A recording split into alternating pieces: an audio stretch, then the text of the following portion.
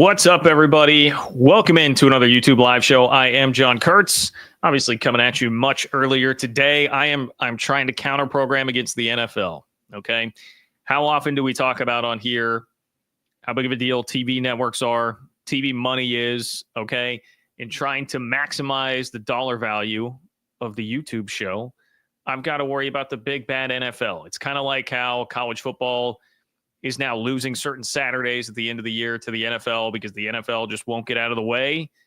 The NFL won't get out of the way for my YouTube show. So I'm trying to bridge the gap here. And I know the freaking Rams, man, I thought they had given the game away enough that I was like, oh, everybody will just navigate over here. That game's kind of over anyway. Well, now we've got to sweat out the last Matthew Stafford drive. So if you see me peeking over to my left, I do have it up here on my lovely cell phone, but I'm going to try and focus as much as I can for you guys. And then look, I'll get you all out of here in time to watch pretty much the entire AFC game today. All right. It's going to be great. Great football weekend. I'm a part of it. Apologies for missing Wednesday. Had a prior commitment going on. Wasn't sure if I was going to be able to do the show or not. Didn't make it, but I am here. And yes, wearing a beanie because it's like 8 degrees outside in Kansas City. It is like bone chilling cold. So like, I've just been wearing a beanie all day. Plus, Chiefs. I know it's going to drive some of you crazy, man. I was on one on Twitter yesterday, as I tend to get, about the Chiefs and the playoffs. I probably shouldn't. I felt a little bit bad.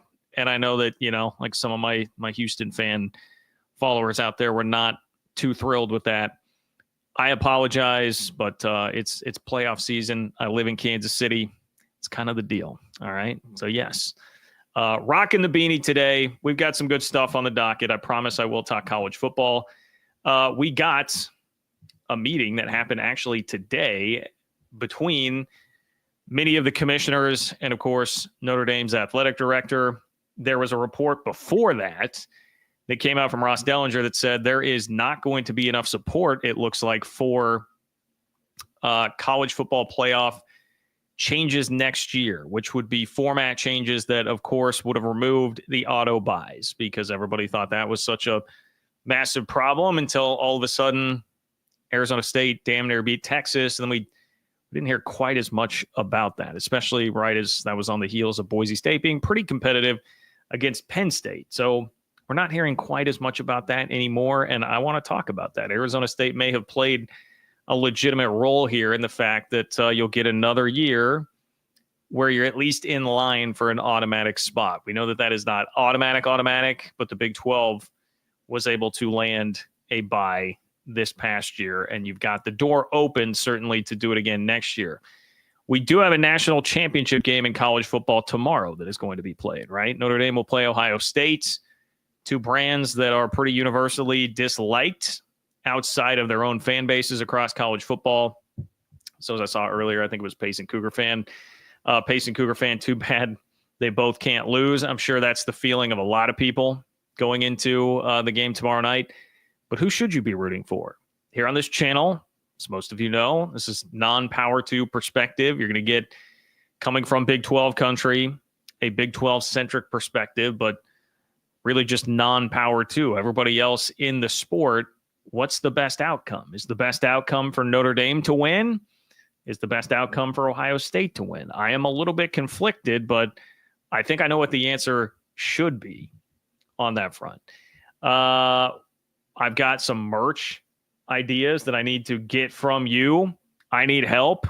I have a merch partner stepping up, and so I'm going to use some of the show today to get some ideas from you. So those of you guys that have been around for a while, definitely going to need your help on that.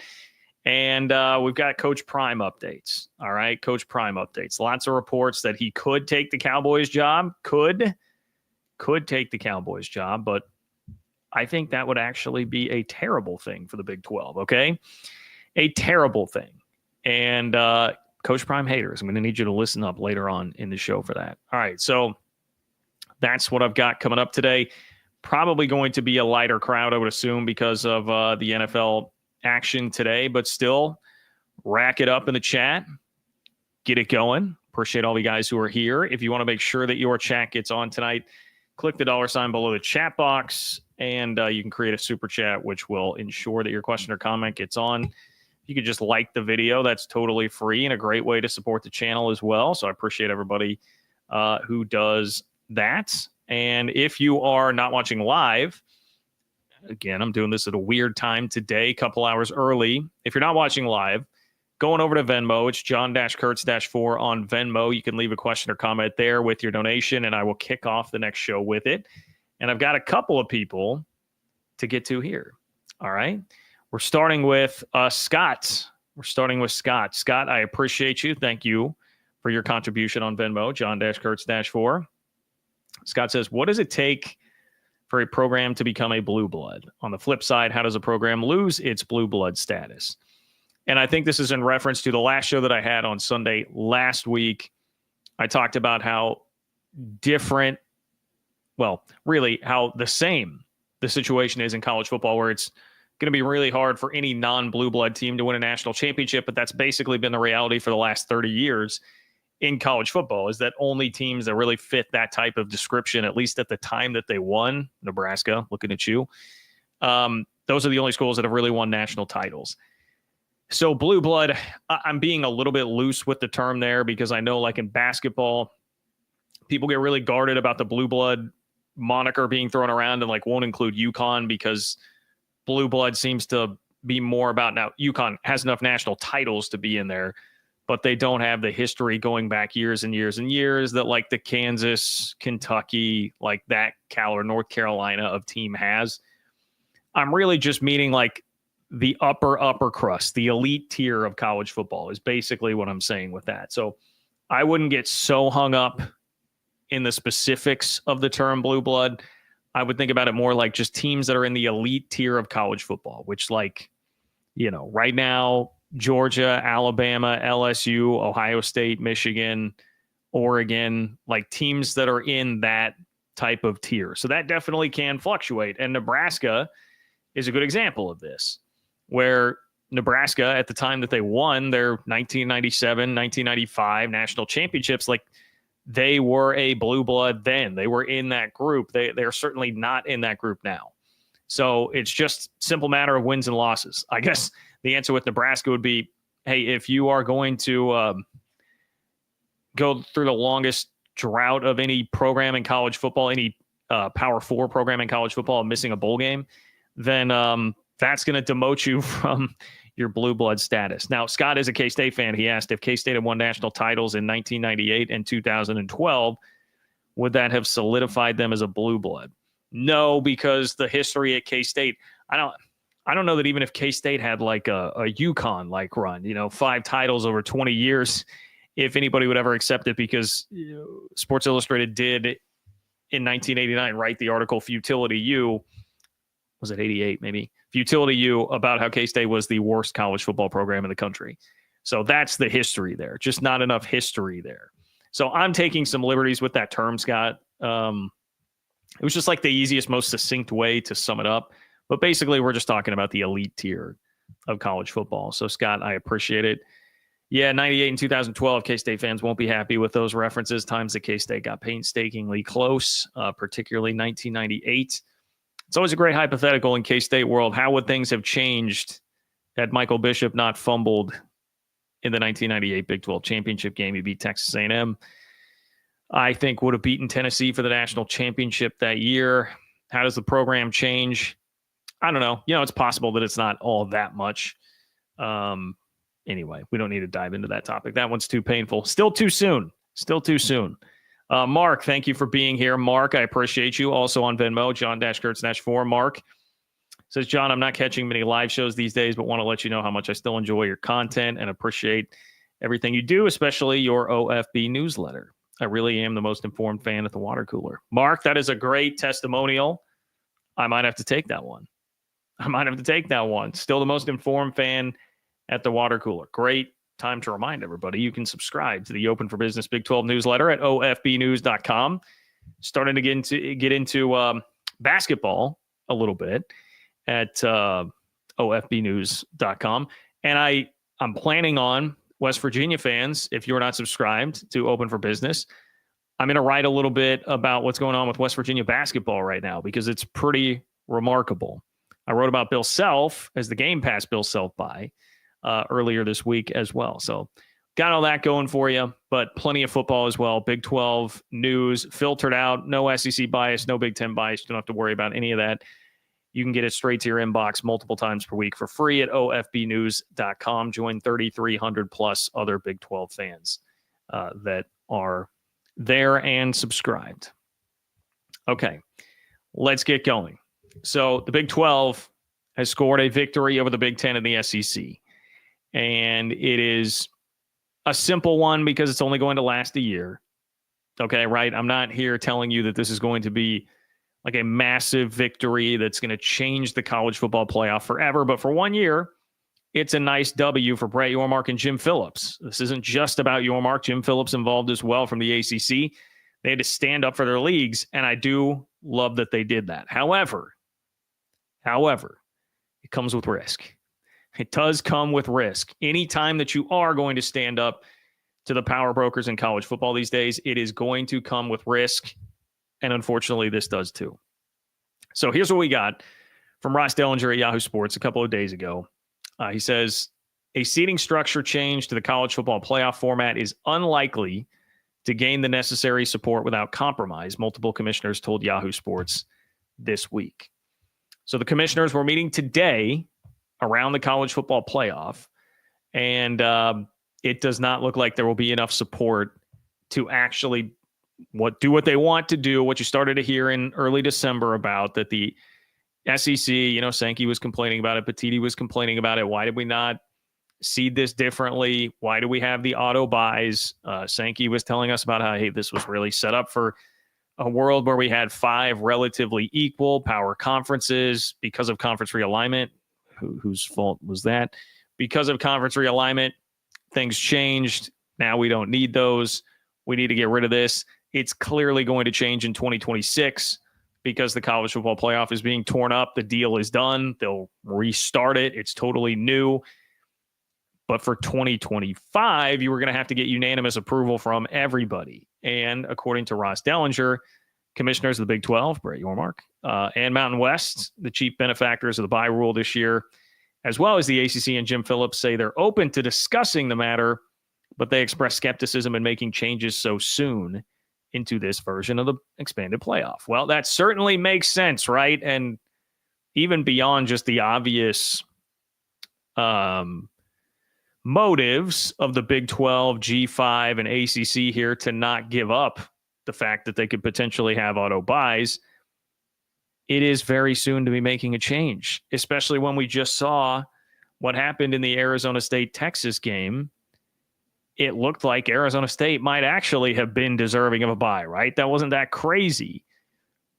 We got a lot of cold water thrown on the hypothetical fire that the SEC always wants to have. What about these hypothetical games that they always want to play?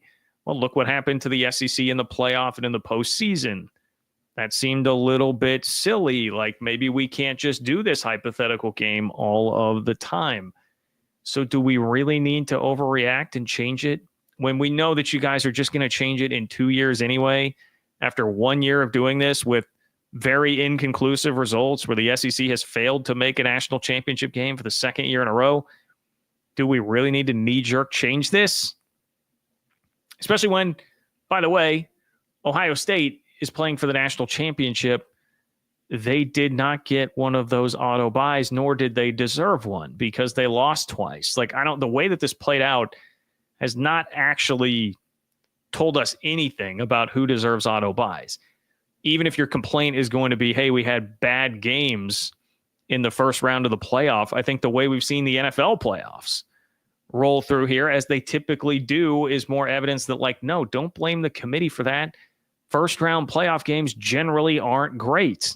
What did it look like in the NFL? Not great, because you've got teams that are a lot better playing teams that are a lot worse in their home stadiums. So, what do you expect? That's just what's going to happen. Anyway, here's a quote from Brett Yormark, Big 12 commissioner. I'm open to a healthy discussion on the topic. Big 12 commissioner Brett Yormark told Yahoo Sports, I certainly have a point of view that will be expressed in the room, but I do not have the appetite to give up any financial reward that comes with a buy. So that's interesting. Brett Yormark's not even thinking about it from just a mere perspective of what does it mean just for our teams and the ability to win games and advance in the playoff. He's talking about the finances of it. Well, what about the finances of it? The finances of it are this. Teams advancing to the playoff get $4 million. And if you get to the quarterfinals, you get another $4 million. So if you get a bye, that is automatically $8 million for your conference. We know that the Big 12 is trying to maximize revenue at every single turn. We know that it matters a lot. I mean, they're talking about potentially naming the conference the All-State 12, right? Remember that from this summer? That's still something that had been discussed within the league office walls. So if they're willing to do that, you know that Brett Yormark is going to be about trying to protect an extra $4 million here with the college football playoff that can be there for them. It is not, again, a guarantee. There was talk this year about Boise State taking that spot from them if the ACC was also going to get one. So, and that was late. That was, early to mid-November that conversation was still happening. So it's not a guarantee that the Big 12 could get it, but the door is very much open. The opportunity is there. If those get taken away and it's, hey, we're just the top 4 teams are going to get in, that's going to be really hard. Even if you have an unbeaten team, good luck convincing all of these people, all of these SEC sycophants out there that you're actually one of the top 4 teams in the country. It is basically shutting you out from that. So it would be very financially unwise of the Big 12, G5, or ACC in a vacuum to give into this and say, all right, fine, do what you will. We'll just throw the top 4 teams in with the auto buys. Like on the surface, of course, there's no incentive for them to actually do that. This is what Gloria Navarez said, who's the Mountain West commissioner. She said changes after year 1 seem a bit quick. So Jim Phillips, Brett Yormark, Gloria Navarez, all standing on business, as the kids would say. Standing on business. Here's a quote from Jim Phillips, the ACC commissioner. It says, quote, the NFL, which we believe is the highest level of football in our world, has a system that rewards divisional champions. You see it in Major League Baseball, too. It's not as if this system is so foreign. This shouldn't be used as a convenient rationale. It deserves a review, and we should talk about how it went, but it's not some exotic structure. Again, I actually think that is fairly reasonable. I don't know that it's like a perfect, it's not a perfect apples to apples comparison because, as people will point out, like the NFL, there's a salary cap. Like there's a lot more done to produce parity year in and year out than the college football world, where in this NIL landscape that we're in, it's kind of freewheeling, willy-nilly. Everything is not created equal. Everybody is not operating under the same equal parameters. You got to recruit players as opposed to like drafting and signing free agents. There's more variability in college football. So apples to oranges-ish. But what he really should be using the NFL example for is like, hey, you guys just shut up about these first round games because look at what first round NFL playoff games were. But I gave you guys enough of that. If you are curious, if this were to happen the way that the SEC and Big Ten wanted it to this year, you would have had Oregon, Georgia, Texas, and Penn State being the top 4. They would have gotten buys. Arizona State, who was the 4 seed, would have been the 12 seed. Boise, they were the 3. They would have been seeded 9th. So your 8-9 game would have been Boise State, Indiana, instead of Ohio State, Tennessee. That's kind of an example of how the bracket would have looked if it went the way that the big boys wanted. So look, I would imagine that a lot of people would think that I'm sitting here saying like, okay, this is great. I love that you stood up. I love that you get a bit of a W here. Use your leverage when you have it, because you're not going to have it starting in 2026 when the playoff changes. Everything gets ripped up and starts anew. Right now, everything has to be unanimous, so you can stand up and stand your ground and get your $4 million. I mean, it's getting $4 million for somebody next year. Really, $8 million, I guess, would be on the line because 2 of the 3 parties, Big 12, G5, and ACC, 2 of the 3 are going to get the extra $4 million that come with the buy there. But you are taking a risk, as I mentioned. You are taking a risk. You're playing a game of chicken anytime you stand up against anything against the SEC and the Big Ten when it comes to the college football playoff right now, because they will take control in 2026. They're going to be driving the bus on basically everything in college sports, college football playoff included. It's not going to be a system where it requires unanimity and a unanimous vote to get things done. You will lose your veto power, in essence, once that happens. Tough, but it's the way that it is. It is the cold, harsh reality of how the sport has changed and how the dynamics have changed. And the undercurrent of all of it is that, of course, the SEC and Big Ten can just take their ball and go home if ever they decide to. So you can stand up against them. You can use your leverage for now, but when does this come back around? You've always got to be thinking, like, when could this come back around on us, when now we don't have any leverage, they can do whatever they want, and we are in a little bit of trouble now. And why I say it's a game of chicken is because, well, it's not the slam dunk, no doubt, no brainer best move for the SEC and or Big Ten to do right now. Just leave, go create their own playoff. And I'm not even set aside like the antitrust stuff, which probably foolish to do that right now, judging by all the NCAA legal problems that are happening right now between the kid that's trying to leave, dispute the legalities of the transfer portal, with the Miami, Wisconsin situation, with the Title IX situation that's happening right now with revenue sharing. Everything's a mess. Everything can be adjudicated in court, and that would be a part of it. But beyond just that, I think the Big Ten and SEC are also, look, their leaders are smart enough to realize what I have been saying here on this channel for a while. There's a point of diminishing returns. If you cut out that much of the country to just go have your own tournament, your own playoff, that will have diminishing returns for you on down the line. Like, this sport is great because so many people care about it from sea to shining sea, aka the entire Big Ten in this country. But if you start cutting too many out, eventually that's going to hurt you. And so the best thing for them is to do what's probably going to happen, is keep the entire big product, but put yourself in such a position where you have so many advantages that you'll continue to totally rule the roost. So that's the game that you're playing. I'm not saying it's the right move or the wrong move. Honestly, I think it's probably the right move for the Big 12, Mountain West, and ACC to band together and not give into this right now, because I do think it's not something that, with the current climate, all the lawsuits going on, and the potential future problems there, that the SEC or Big Ten would really have the appetite to move forward with. I don't. But I do have to mention that it's a risk, because then when they're putting together the playoff in 2026, is it forcing 4 auto bids for the Big Ten and SEC down your throat? Is it forcing auto buys for the Big Ten and SEC champ down your throat? Whatever it might be. It could be something totally new that we haven't even heard of yet. It could come back around to you.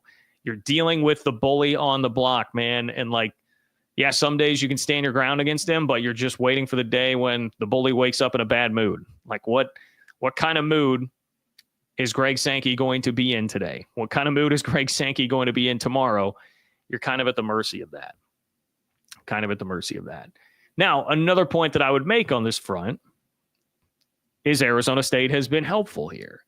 So as I mentioned, SEC and Big Ten really want to get rid of auto buys in the playoff. They would prefer next year. We could already start with, hey, top 4 teams, they get the buys. It's not the conference champs that get the auto buys here. Brett Yormark, the Big 12, Jim Phillips of the ACC, Gloria Nevarez of the Mountain West stood up, said, no. You need unanimous approval for right now, at least for next year. We're not going to let you do that. But would they have done that? Would they have just acquiesced and said, yeah, you know what, fine. This game of chicken that I just mentioned that you're playing anytime you stand up to the SEC or Big Ten, would they have just backed down and not worried about it as much if they didn't have some legitimate ammo to go to in their holster? Because to me, the legitimate ammo is, hey, you guys complained about automatic buys for Boise and for Arizona State. And look what happened. Boise was pretty competitive, and Arizona State arguably should have won the game against Texas. Controversial call with the targeting that may well have been the difference in the outcome of the game. And then, they had it down to 4th and 13. And we're still just right there to win the game if they make one 4th and 13 stop on Texas. They were literally a play away. So with that as something they can hold up and say, hey, you guys were so sure about this, and you were so sure about all of your hypothetical matchups, and then your SEC teams went out and fell flat on their face in bowl season.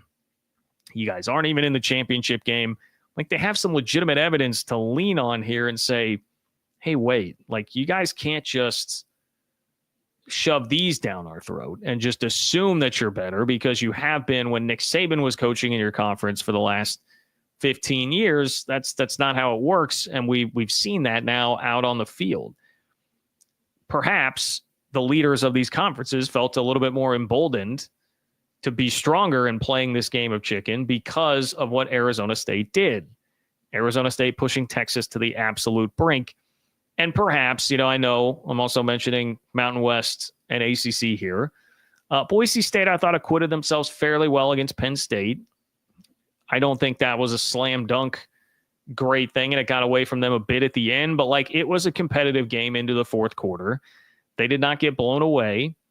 And the ACC, they did have Clemson within a touchdown of Texas in the fourth quarter for about a minute. And then that changed because they couldn't defend the run a lick the entire afternoon. But, they were somewhat competitive there. SMU did not look very good. So it's, a mixed bag. But the main thing is they've got the Arizona State game. It's 14-3. If at 14-3, right, this Texas-Arizona State game goes the way that it was looking like it was going to go, and Texas wins by 20 plus, because remember, that was Texas's first offensive possession just right down the field. What was that, 2 plays, 3 plays? It was bam, bam, bam. Texas in the end zone. Then you've got a punt return touchdown. Arizona State special teams that struggled throughout that game give up a punt return touchdown, and it is, before you can blink, 14-3. If that continued to go the way that it looked at that time, which was it was a chore for Arizona State to get down the field and get a field goal. Does not feel like this offense is going to be able to move the ball well, especially now if you're taking away their run game because they have fell in a hole. That would kind of be your conventional logic. How is this going to happen? No way that they wind up with 500 plus yards and Cam Scatterbo leaves a college football legend. But that's what happened. If it had gone the other way and Scatterbo still neutralized for most of the game, Texas wins by 20. Nobody is watching that into the fourth quarter. You don't do a massive TV number, all those things. Then maybe at that point you just say, look, we got to pick and choose our battles. This doesn't feel like we really have a lot to stand on right now. Fine. You guys might have a point about this. We'll just cough it up for next year. I doubt that that's the way that they would have played it, but they were probably more inclined to, had they not had that Arizona State performance to build off of, take some confidence from, however it is that you want to describe it. You're going to have to bend to the will of the bully most of the time. But if you do have some legitimate evidence to help make your case, that is going to, one, give you more confidence at the negotiating table, and two, perhaps at least just plant a little seed of doubt in the SEC and the Big Ten. Because, well, yes, they're going to get most of what they want. And if they sit down and decide they really want it, they're probably going to get it. Certainly at least 9 times out of 10.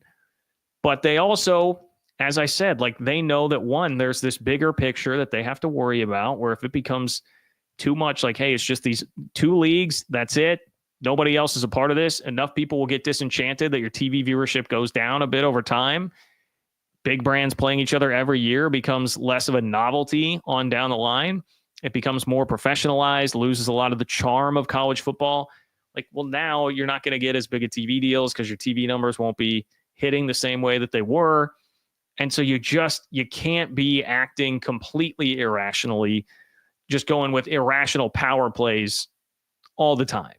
There has to be a bit of a needle threaded there to still protect your investment long term.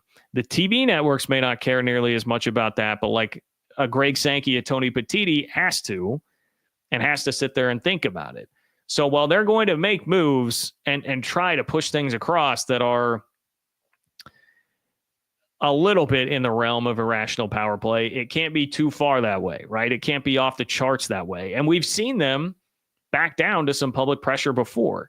It may not ultimately matter because it sounds like this may still happen. But when the idea first got floated that you might have 4 automatic bids for the SEC and Big Ten into a 14-team college football playoff, there was a lot of pushback. Like when that news cycle first hit, there was pushback from everywhere, and they took a lot of heat, and then it sort of died down. Like it sort of went away. Now it appears that it is, as I said, coming back. So maybe it's not quite all's well that ends well on that front, but some public pressure can make a difference there. And so in this case, if people are going like, hey, why do we really need to do this? I mean, the Big 12 champ got a bye and still performed pretty well. If there's enough evidence like that, and then you still try to push back against it, you may feel the wrath of John Q. Public to the point where you've got to back down. You've got to back down a little bit. So just a thought there. Just a thought. Interesting. Honestly, somewhat surprised to see that. I just felt like, even though I realized this entire time, it was like a month ago that this guy reported. It was like December 10th, I think, when the story came out that the SEC and Big Ten were going to push for this, and there was going to be conversation about it, trying to get rid of auto buys for conference champions. I just assumed, even though it took unanimous approval to actually go through, I figured, they'll figure out some way to get it. No one's going to want to step up to them, and it'll probably just come through. I had kind of written that off in my head, like, we're going to have to deal with this next year, but looks like we might not. At least, perhaps, to be continued. But for now, it appears Ross Dellinger's not wrong. That's not a guy that's wrong. So it appears that's the way it's headed right now. Okay, if you have a super chat, I know we don't have quite as many people here today because of the time change, NFL football today. Really appreciate those of you guys who are here. Click the $sign below the chat box in order to get your question or comment on the show tonight. Apologies, trying to read the chat as I'm going along here. So yeah, click the $sign below the chat box if you want to leave a super chat, just like our web. What's up, our web? Good to see you. Feel like it's been a minute. Our web says the Big 12 and ACC need to get aligned and be prepared to walk away in 2026 if need be. Now that's interesting. If we're talking about the game of chicken, being prepared to walk away is the ultimate here in this game of chicken. If they're on board with like, hey, deep down the Big 10 and SEC have to know. If they break off and do their own thing, that is a short-term win, but a very short-sighted decision that's going to hurt you in the long term. It's not something that they want to do.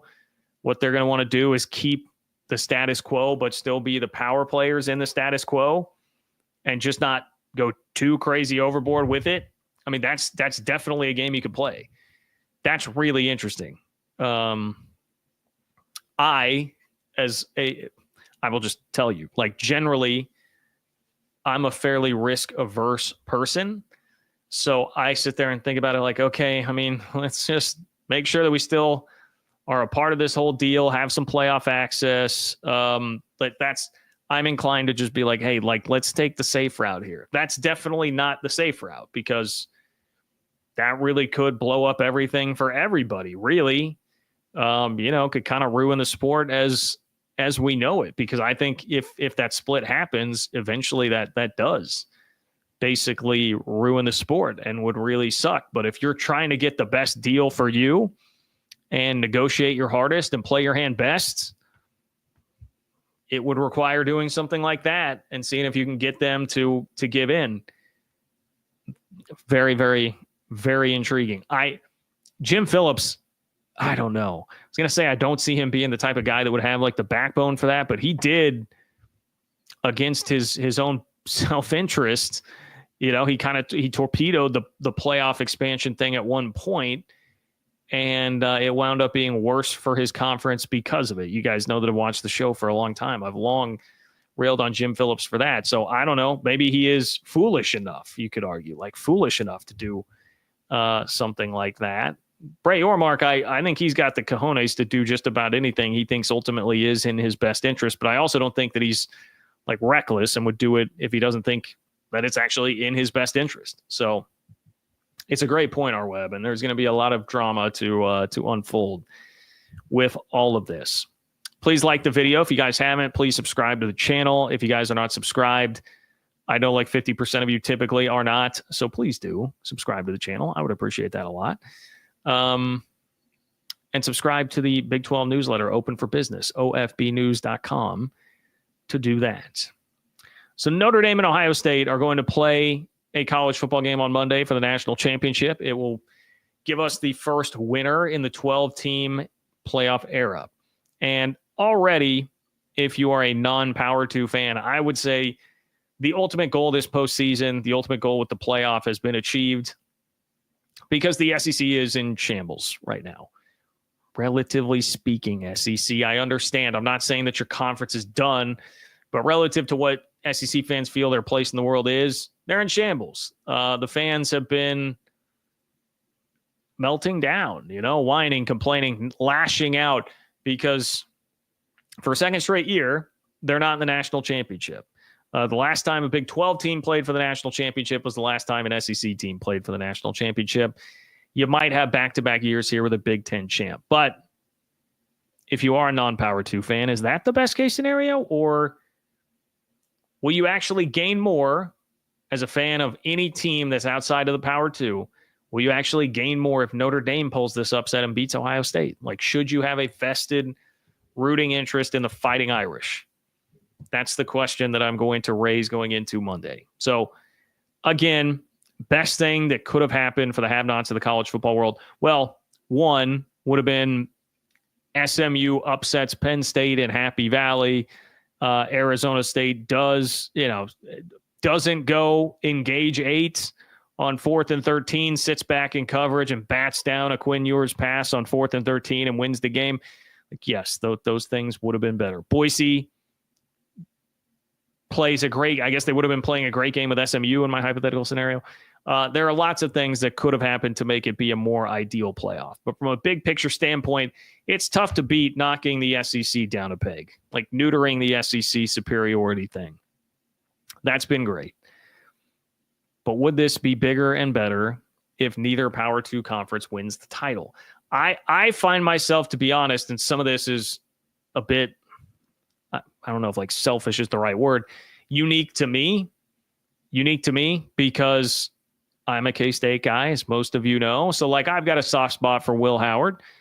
I got frustrated with him in the 2023 season when he was very turnover prone. And I do think like, hey, 22, K-State had a better roster around him and he won a Big 12 championship and he was fabulous.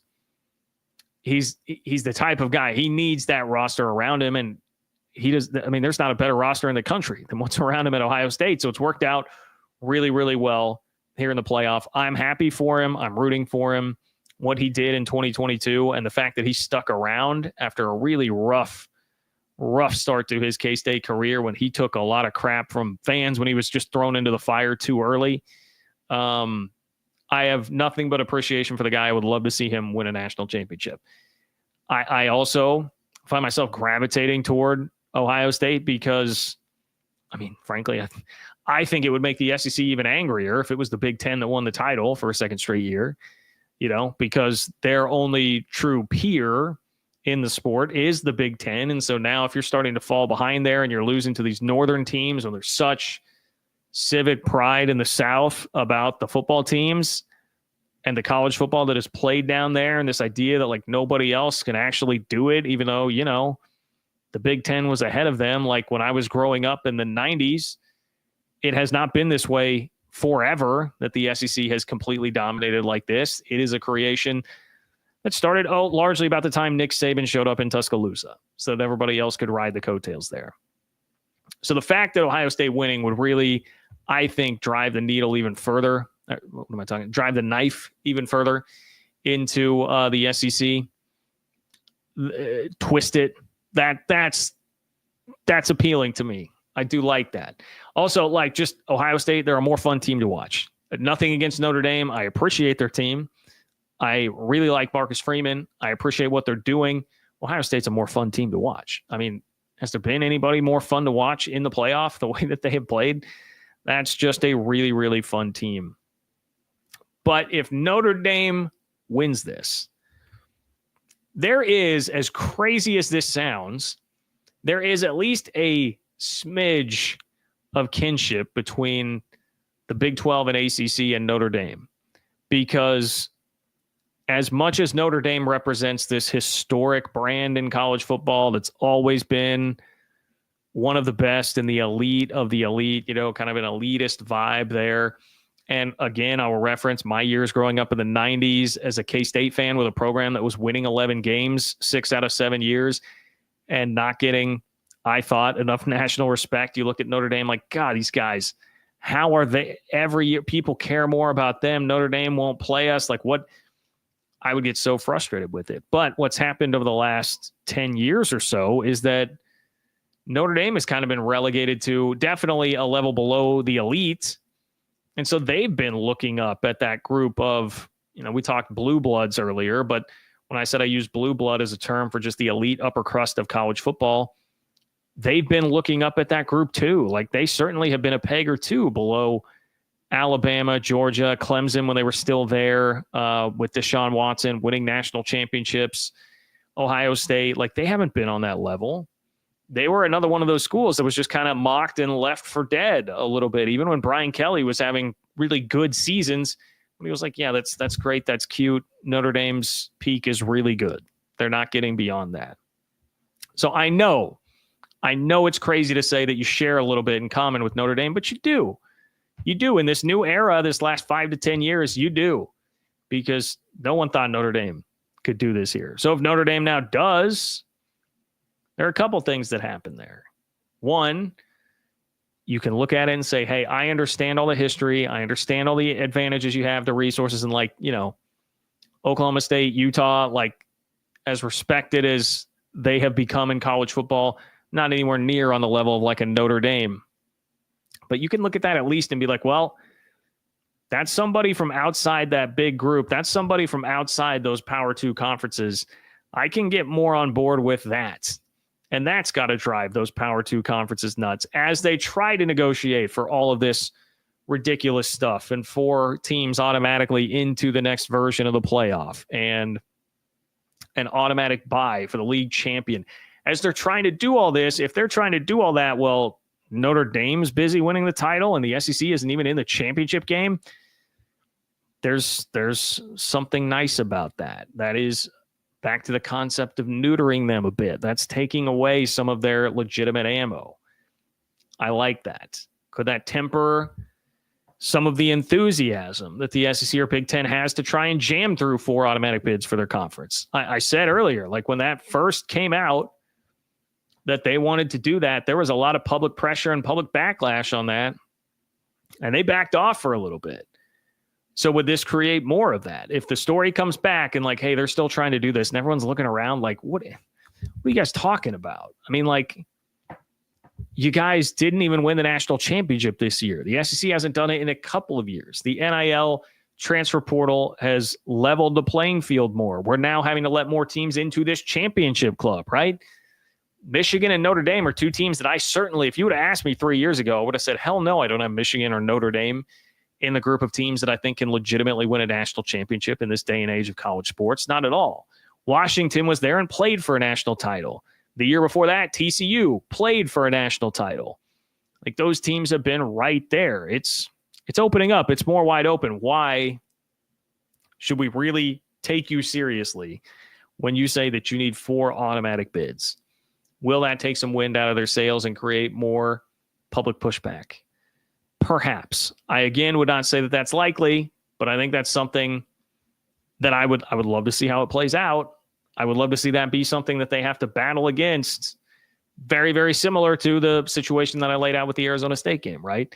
If you have that in your back pocket to say, hey, here's some evidence that like that automatic bye thing was not as ridiculous as you thought. It's not as ridiculous as you thought because you damn near got beat in double overtime by little old Arizona State, who was picked last in the Big 12, who you freaked out about getting an auto bye. The more you can have tangible evidence that works against the hypothetical machine that exists in the SEC and to a lesser extent Big Ten, the better. The better. Like, they're going to bully you. I mean, don't get it twisted. Like, they're going to bully you, but at least limit the ability that they have to do that. Take away some of the oomph that they have in their ability to do that, man. Maybe instead of a big right hook, it's just more of a jab. You can reduce them to more of a jab. So for that reason, I think as much as I gravitate toward Ohio State, I think the better thing for non-Power 2 fans would be to watch Notre Dame win the national championship. And hey, maybe that means that Marcus Freeman then rides off into the sunset as the head coach of the Chicago Bears, right? They haven't hired a coach yet, right? Maybe that means Marcus Freeman gets an NFL job and then Notre Dame is, having to play coach roulette, take a chance on somebody who might not be as good next. We'll see. Either way, and I know Greg Flugar has talked about this on Peek Around the Corner. You guys should definitely check out his channel. But Notre Dame has already gotten a big win out of this and everything that's happened this year and with the playoff moving forward, because the auto buys for conference champions going away for them, man, that is great news for them. That means they only had to lose out 1, maybe 2 years. I guess the original topic today looks like it'll probably be 2 years where they wouldn't be able to get an automatic buy in this thing. But the first year that they're not able to get an auto buy, I mean, they're already in the freaking championship game. So who cares? Doesn't matter. They're already there anyway. So Notre Dame is definitely laughing about this. Like, oh, you guys think we need to be in a conference? You guys think it's going to be a threat to us that you're not going to give an automatic buy to anybody that's not a conference champ? That's a problem. That's going to change. And we'll make the national championship anyway. And then in the situation I'm outlining, maybe we'll win the national championship anyway, right? Yeah, funny, but Notre Dame's already getting some laughs out of this thing. All right, I think we had another super chat come in. We did. David, I appreciate you. Thank you for being here. Click the $ below the chat box if you want to submit a super chat and ensure that you make it onto the show tonight. Appreciate all of you guys who are here. Make sure you're subscribed to the YouTube channel. Make sure that you like the video, even if you're listening on Twitter. Appreciate all the guys who are there. But if you can just pop over to youtube.com, search John Kurtz, make that happen just to support the channel, that would be great. David says, I agree with our web. Plan B needs to be front and center with Big 12 and ACC powers to be. Get Plan B ready and then push back on the Big 10 SEC BS. Okay, yeah, so that's another angle on it. Our web, for those of you who are late to join, our web said the Big 12 and ACC need to get aligned and be prepared to walk away in 2026 if need be, basically when negotiating against the Big 10 and the SEC. So David says, have your backup plan ready, whatever that would look like. If it's, your own, I don't know that that part to me is even that. You're right. You would ideally want to be ready with Plan B. To me, I just look at it kind of whatever. It's not going to be, you're not going to come up with something that is in any way equal to a Big 10 SEC only playoff. So maybe if you have some kind of unique spin on it, really unique idea. I say all the time, the Big 12 can't play by the same rules as the Big 10 and the SEC. You have to go color outside the lines a little bit, get creative to stay competitive enough to squeeze extra dollars out of your media contracts and be as close to them financially as you can. Maybe there's some way you can do that, and that's what you start planning now. But you also just have to know and be at peace with, it's going to suck. I mean, it's going to suck a little bit. You're going to take a hit. It's going to be a lot harder to recruit because guys will only want to be able to have a chance to say, hey, we can play in the ultimate playoff here, the ultimate tournament with the best of the best. You will take some major lumps and some major hits, and you've got to be prepared to stomach that regardless of what it is that you come up with. But yeah, I'm with you that you would certainly want to be as organized as possible with that. Okay, so quick question for anybody, especially if you have been a longtime viewer of the show. I need you all to reach out in the comments, definitely leave comments. But even if you want to reach out to me on Twitter at JL Kurtz, as you see the social handles down there at the bottom of the page, let me know what you would want for some merch. Because I have a partner now who's graciously stepped up to help create some merch so you guys could, whatever it might be, wear an All Hail Lord Karen t-shirt. That's an idea that I had. All Hail Lord Karen. Maybe a little truck stop conference action. Get something generated that way. At one point, I remember when I first looked into doing merch. It's been a long time ago now, but when I first looked into it, I had someone made me, I think, even a design. I might have to go back and look at that and see if I can find that. Someone had made me a Hateful Eight design for a t-shirt. So if you're a fan of one of the good old Hateful Eight that now amazingly represents only half of this conference, that could be something. Man, this is a way back reference, but you guys remember when I used to get, frustrated with people who would have pushback, disagree with me, but they were still paying the comments, paying for super chats. And I would say, well, hey, thank you. This one's going to the John Kurtz Joint Fund. I don't know. That one may be a little tougher with the merch, but those are some ideas I had. If you've got better ideas for merch, things that you would be interested in, definitely let me know. Definitely let me know, because we now have a platform for it. So whether it's from Open for Business, the Big 12 newsletter, or here on the channel, that's something that I'll be working on and should have to you shortly, so you can find another way to support the channel and look good doing it. All right? Look good doing it. Maybe it's just a shirt with my face and the beanie that I am wearing today. Maybe it's just that, who knows? Please like the video. Make sure you're subscribed. Click the $ below the chat box if you want to ensure that you make it on tonight. And you've got probably 10 minutes or so. I've got one more major topic for you here tonight. So 10 minutes or so, 10-minute warning-ish on the show here. And thank you for hanging out in between / at the beginning of and end of an NFL game as we all watch the NFL playoffs today. Okay, so there are multiple reports about Coach Prime, Deion Sanders, and the likelihood that he would take the Dallas Cowboys job, depending on who you read, could seem more likely or less likely. And I know, like a lot of Big 12 fans, I know a lot of you will kind of roll your eyes at this, but you shouldn't. I think this is a bigger story in Big 12 country than it is being treated as, which seems crazy because the Cowboys are involved and Deion Sanders is involved. I think it's a big story, like nationally. It certainly generates a lot of conversation to college football casuals, people who really just follow the NFL or follow big brands, just follow sports on a national level. But in Big 12 country, I don't feel like this story is getting enough run. And it's not because, hey, what will Colorado do? Or, Big 12 coach is being poached again. No, it's none of that. I'm not trying to say anything about that. I think this has wide-ranging, broad-based implications on the conference if he were to go. So hear me out, even if you are somebody that gets very annoyed with all of the Deion Sanders talk. So one of the reports came from Ed Werder, a former ESPN reporter. He covered the Cowboys for a very long time. He's got deep Cowboys connections, still an NFL reporter. He said, this was like 3 days ago, quote, regarding Deion Sanders, I'm being told that he almost certainly would accept if Jerry Jones offers to make him the next Cowboys head coach, and that those around him are encouraging him to pursue it, and that Jerry Jones is enamored with the idea. So that's what Ed Werder said. He obviously would be the one that would be the most, you read that and be like, oh, okay, wow, this might actually happen. On the other side, like Ian Rappaport tweeted today that nothing is scheduled yet with Coach Prime in terms of a scheduled interview. We do know that they talked, like Jerry Jones and Deion Sanders have talked. He said nothing's scheduled yet officially with Coach Prime.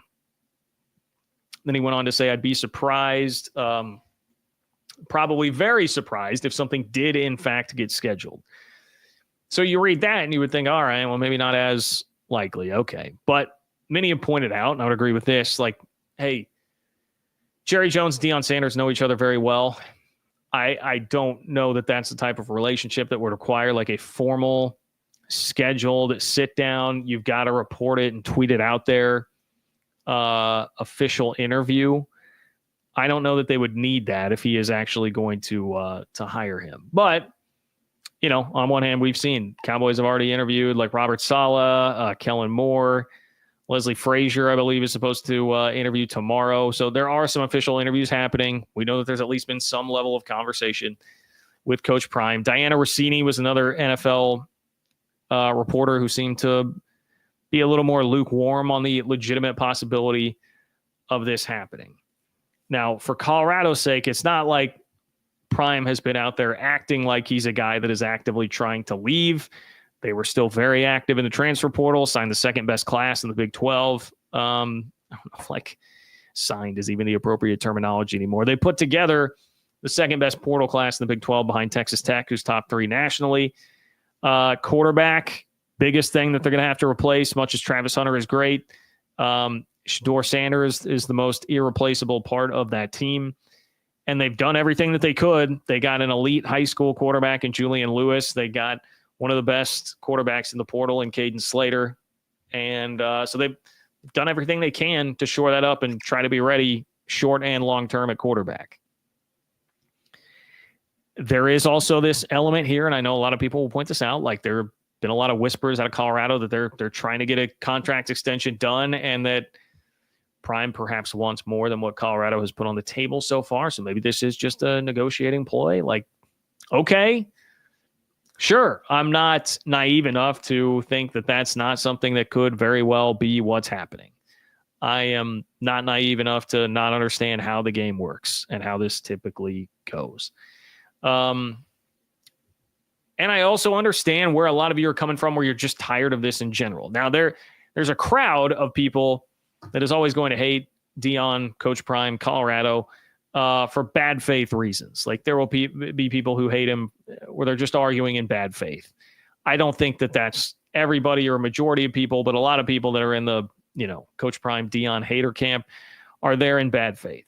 There are also those who are just going to hate him because they get tired of the attention. They think he just wants attention, which I think if you really pay attention, there's quite a bit more substance to what is happening there at Colorado, in addition to him utilizing a lot of the attention and harnessing it to his advantage. But I get it. I get it. I do understand. I do understand that, especially after all of that attention that has followed Colorado, now you've got Jerry Jones, very much attention-seeking personality, the Dallas Cowboys, underachieving franchise that way outperforms itself in terms of the attention they generate nationally based on their actual accomplishments. And you're combining them now with Coach Prime and how much attention that Colorado program consistently seeks and draws. Throw all that together and you're like, boy, I am out. This is not a story. This is not me. I don't care. Stay, go, whatever. I'm still telling you, I think you very much should care if you're a Big 12 fan. But I understand how you get to that. Like, if this hire were to happen, this is like the ultimate attention-generating hire that you could possibly go for. And frankly, that's why I look at it and think, I don't know, dude, that seems like something Jerry Jones would do, right? Does it not? And that's very much up his alley, exactly what he would want. Think about how much attention would be paid to the Cowboys every week if Deion Sanders were their actual head coach. So I get the eye roll, but I am telling you, this will be a huge loss for the Big 12, a huge loss. And not even, again, me saying like, oh, because, the Colorado program could just drop right back down and they were arguably the most irrelevant Power 5 college football program going before Coach Prime was hired, when they were still in the Pac-12 and there were 5 P5 conferences. And even if Colorado were to replace Prime with somebody who picks right up and wins 9+ games next year, keeps this thing going, I still think it's a huge loss for the Big 12, because whoever it is, I guess within reason, if they pull Bill Belichick away from North Carolina, then I would take that statement back. But whoever it is, within reason, it's not going to be someone that generates the eyeballs that Coach Prime does. Right or wrong, whether you like why or how he does it, he gets eyeballs onto the TV sets. Like, remember the conversation that was had on the show not that long ago about the TV numbers for this year. Colorado averaged 3.55 million viewers per game this year. Second in the Big 12 was K-State at 1.38. 3.55 to 1.38. More than double. Well over double. Second place in the Big 12.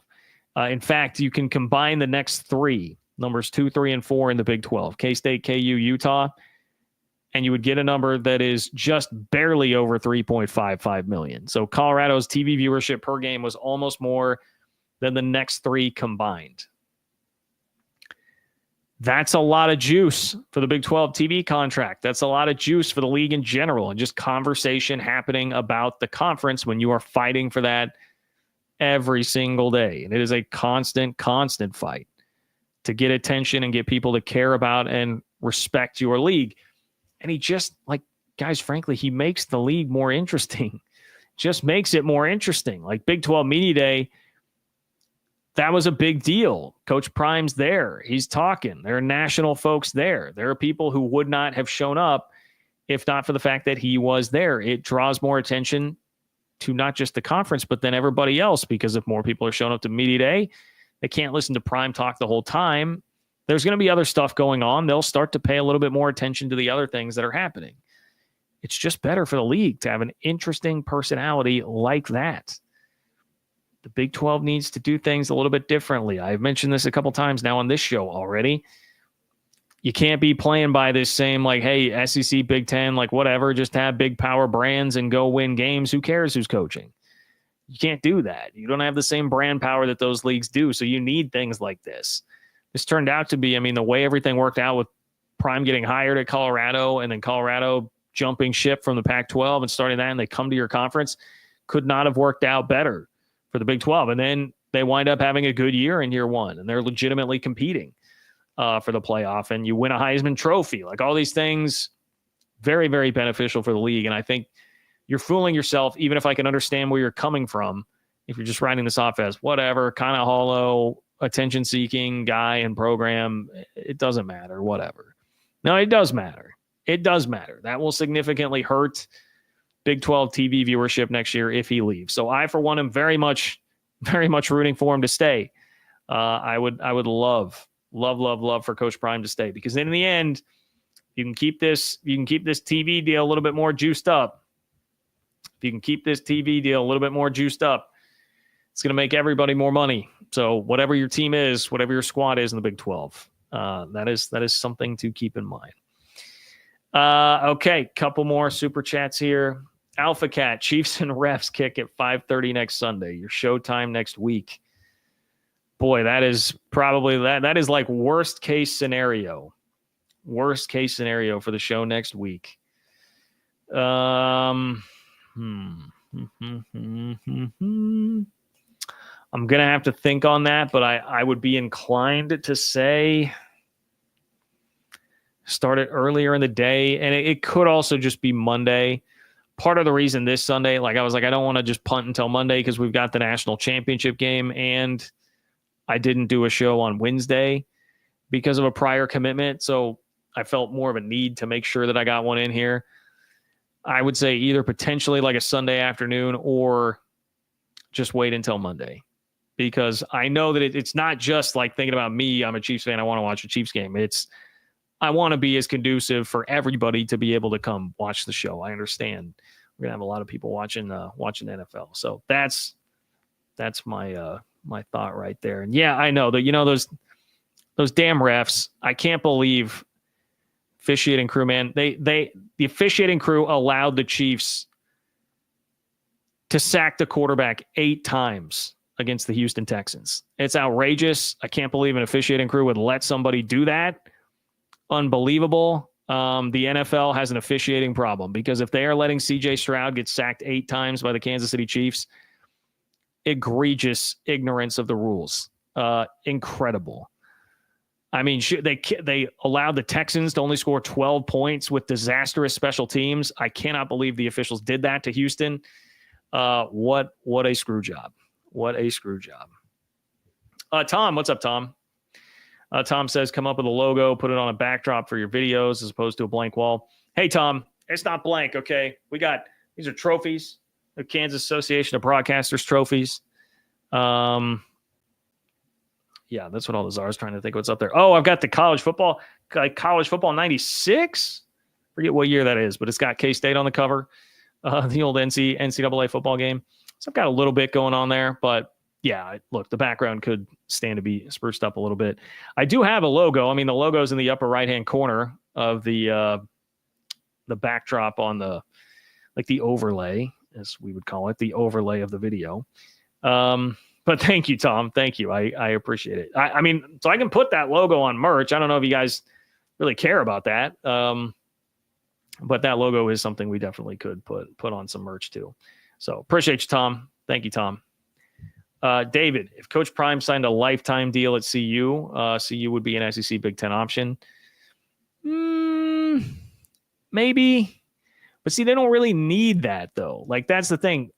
I get the point that you're making. Like, hey, if he guarantees that he's going to be there for a long time, then it's guaranteed extra TV eyeballs, and that does help. But they're already so far ahead of the non-Power 2 schools and just way out there that they don't have as much room to grow with that. And it just doesn't benefit them nearly as much as it does the Big 12 when you're starting from so much lower of a place. So I think it's actually less valuable. And then you are running the risk that, he just decides to retire. There's a guy, he doesn't need the money. You would still be at the risk. Like, you can't force him by gunpoint or something to coach the team for a decade. I don't think that it would be worth it to them, even if you got the guarantee. I see the point that you're making, but I still don't think that would make enough sense for them. He is much more valuable to the Big 12 or would be to the ACC or G5 than he is to any school or either of the two Power 2 conferences. Guy from Utah. What's up, Guy from Utah? Thank you, Guy from Utah. Thank you, my friend. I appreciate you. Very kind words. Guy from Utah says, thanks for all you do. Thank you for supporting the channel. Thank you all for being here. One last one. Guy from Utah. Appreciate you, my friend. We'll say hello to Alan. What's up, Alan? Alan says, how about some T-shirts that make fun of the SEC claims of conference privilege? Ooh, okay. SEC legends in their own mind. I'll have to think about that, Alan. That's a good idea. Capitalize on this moment. And that's the thing that we can do. These guys have the ability to, like, hey, something funny like that comes up in a show. We have a big moment like that. It could be on merch right away and get that on out the door. So that definitely gives us some really cool opportunities here. Those of you, if you are joining late, got a merch partner, going to start getting that out to you. And so if you guys have ideas that you would like merch-wise, let me know. Nice win for KU versus K-State. Alan, I'm not going to lie. I'm not sure how Kansas didn't win that game by 30. Now, K-State did play a little bit better after the first 10 minutes. But that K-State team has not been very good this year. And I feel like the average Bill Self team that we've come to know and expect over the last 20 years would have probably won that game by 30. And it's sort of a reflection on where Kansas is at that wound up being a 10-point game. For the K-State perspective, you guys know, 3-Mall listeners, listen to 3-Mall. We'll have a much more full breakdown on that. I did see some good positive things in what is a lost season now for K-State and what happened in Allen. But I'm just glad, I'll put it that way, Alan. I'm just glad that after it was 14-0, it turned into a 10-point game. It was feeling pretty rough there. But Alan, thank you. I appreciate you being here as always. And your support of the channel. That is a great idea. Great idea for some merch. Okay. Everybody making it work with the early kick time here. Let's go enjoy some football. Let's go enjoy seeing who is going to lose once again to Patrick Mahomes next week. And please like the video on your way out. Subscribe to the channel. John-Kurtz-4 on Venmo if you would like to support the channel that way. And you can leave a question or comment there. I will kick off the next show with it. If you were not able to join us live, totally understand. Since again, had to start this one a little bit early today. OFBnews.com, or click the link in the description of the video to subscribe to the Open for Business Big 12 newsletter. Thank you all. Appreciate you for being here. I will talk to you guys very soon.